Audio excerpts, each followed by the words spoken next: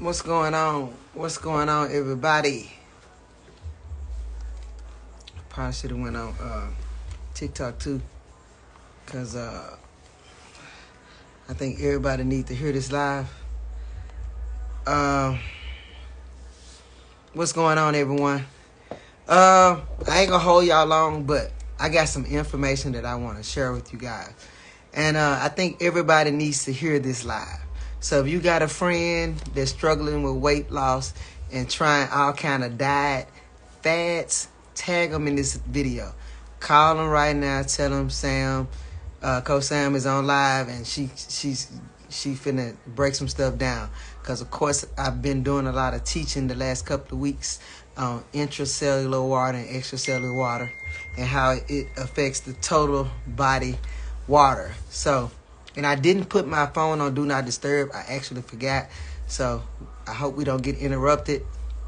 But can everybody hear me, first of all? Because I don't want to go through no whole spiel on live and ain't nobody heard me. So can everybody hear me? Everybody hear me? Can everybody hear me? Everybody hear me? Wave if you can hear me. Can everybody? Okay. Thank you, Kenya Lee. Appreciate that. Thank y'all. I had a client today. He came in for a consultation. He had a heat stroke. He had been on a fruit diet for 30 days.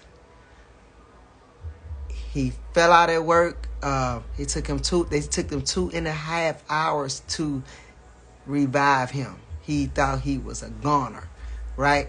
So he had been drinking plenty of water. He had been working out several times a week, wearing a sweatsuit. Also, it's hot in the environment where he work at. So he was hot at work, and he was eating mostly watermelon throughout the day. He was on a fruit diet. Of course, his scale went down drastically. So he was doing a contest. They had a contest at work, who can lose the most weight.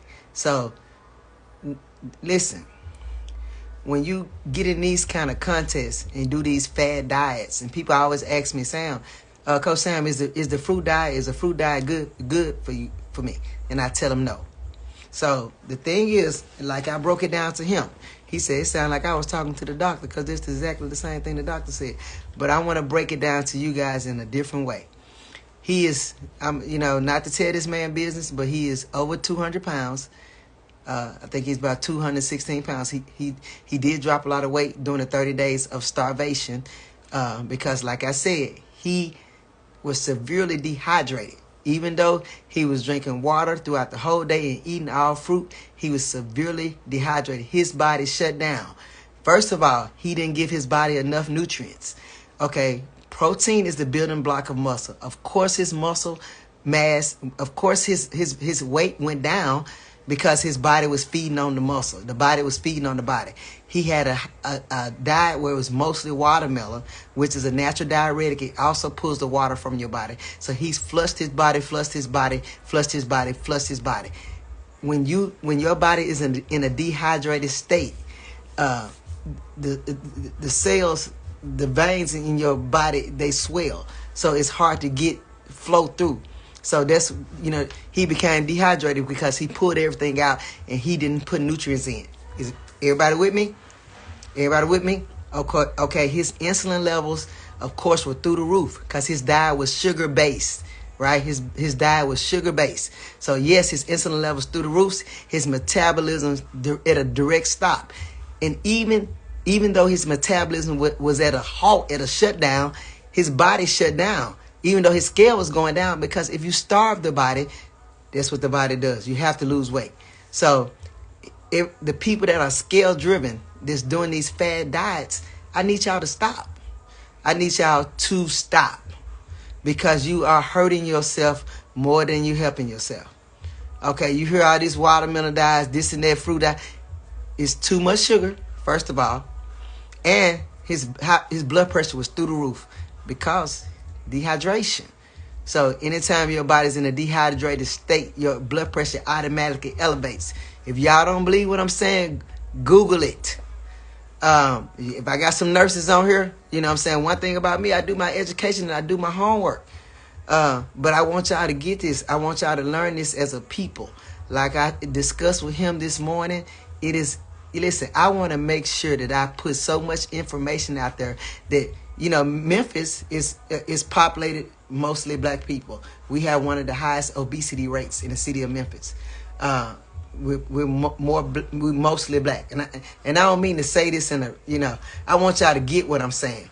You know, Becky and them they didn't have the vices that we had. They didn't have parents at home cooking pig feet, black eyed peas, chicken and dressing, macaroni and cheese, chitterlings. You know what I'm saying? The things that we grew up around. So we have to make a conscious effort as a people to do better with what we put in our body. So like I told him, the body is made of mostly water. So when you look at a person, you don't say, "Ooh, they got a lot of water." First thing you think of is fat.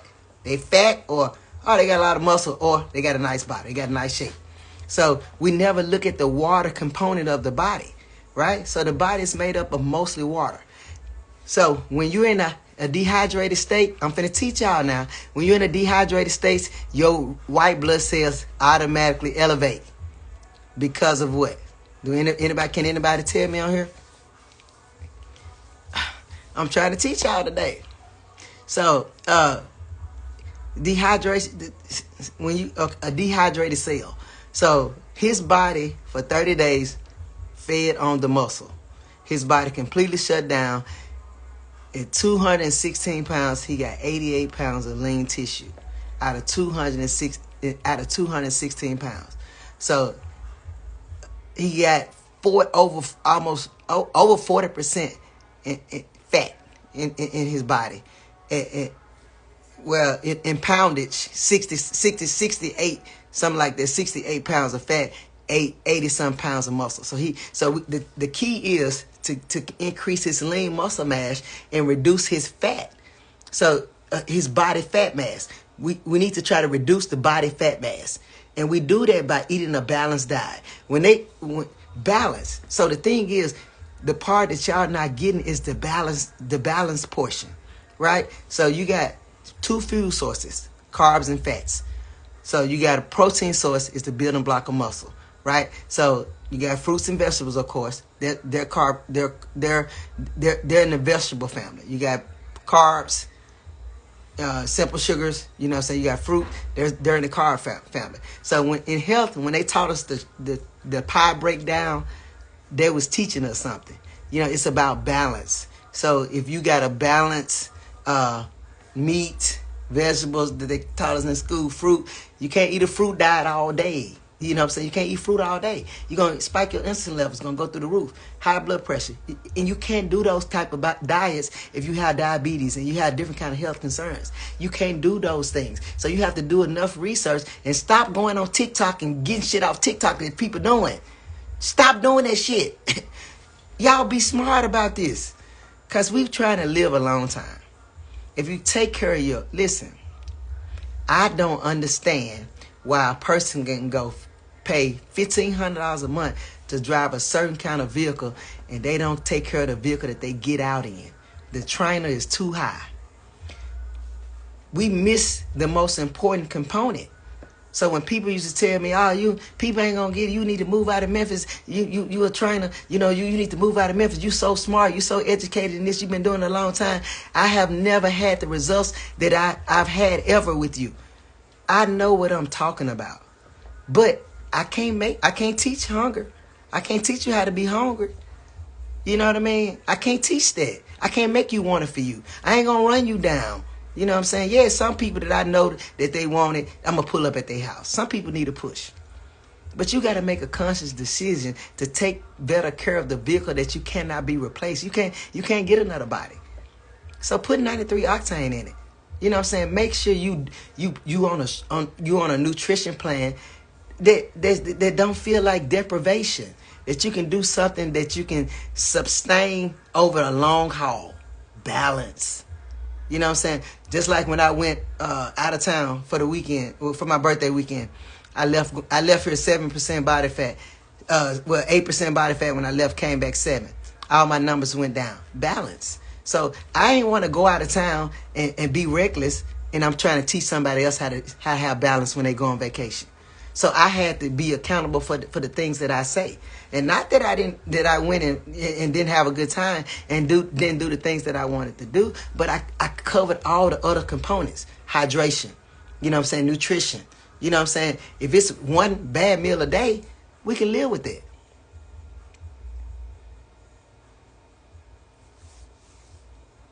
Exactly. What you said. And you know what I'm saying, when you're trying to get on the right path, it's some of your friends ain't gonna wanna hang out with you no more. They gonna feel like you ain't fun because you ain't drinking and dehydrating your body every weekend like they are. You know what I'm saying? So one thing about cell rejuvenation, you want to make sure that you get in REM sleep. I'm teaching today now. So when you go into REM sleep, the body can operate and function like it's supposed to. So in REM sleep, that's where cells rejuvenate. Cells are supposed to automatically repair themselves in the body. I'm teaching today. I'm teaching more than y'all I'm teaching more than y'all waving.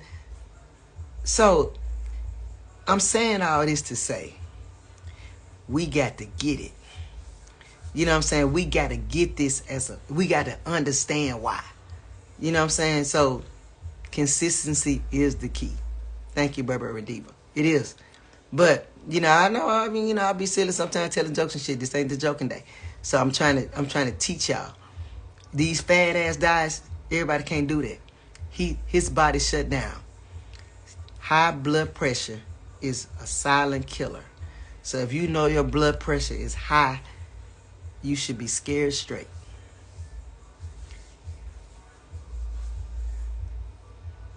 It's $4.25, for sure. But so all that to say, I'm gonna break it down to y'all in if you reading a book. I just broke it down to y'all like in layman terms, but I'm gonna tell y'all how cells are affected by dehydration. Cell swelling triggers anabolic pathways to protect the cells from heat and oxidative challenge. So what is meaning is when it automatically swells when you dehydrated the cells. So the pathways are smaller when you have increased blood flow, and as far as staying hydrated, you get more blood to your heart, and it also affects your blood pressure when you're in a dehydrated state. So I need y'all to get that. Higher red blood cell concentration. If the liquid part of the blood, known as plasma, gets too low, the red blood cell count seems to go up.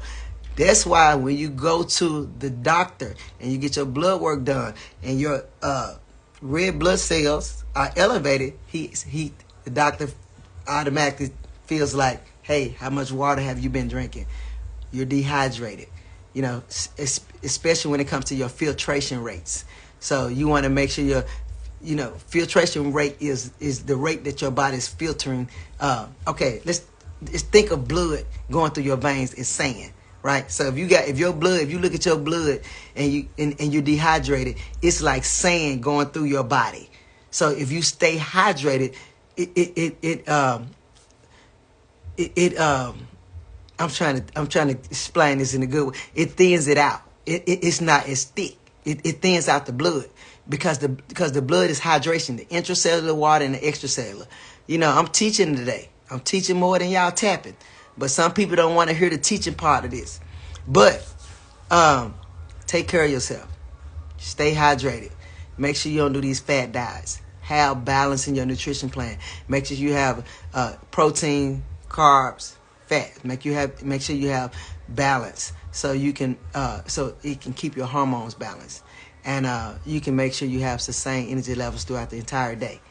So I just want to get on here today and share that. So y'all can know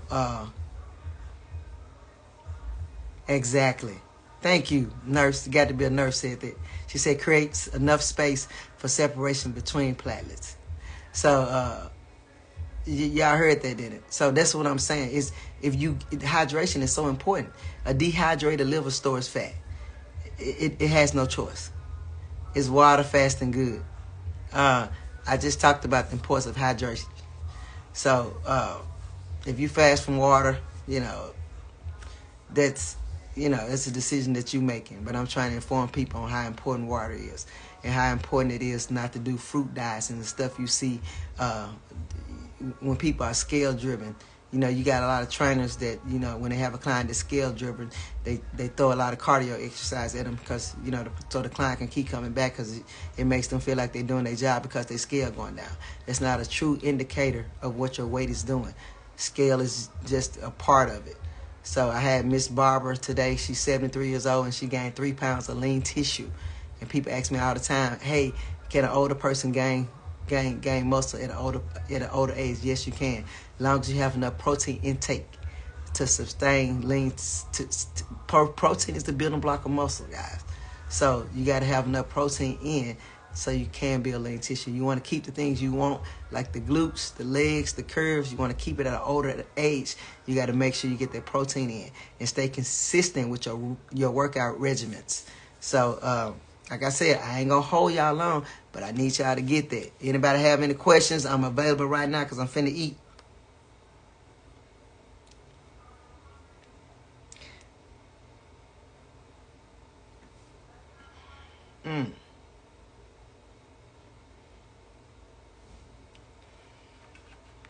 Anybody have anything? Nothing? I appreciate y'all time, and that's my time, and I'm out of here.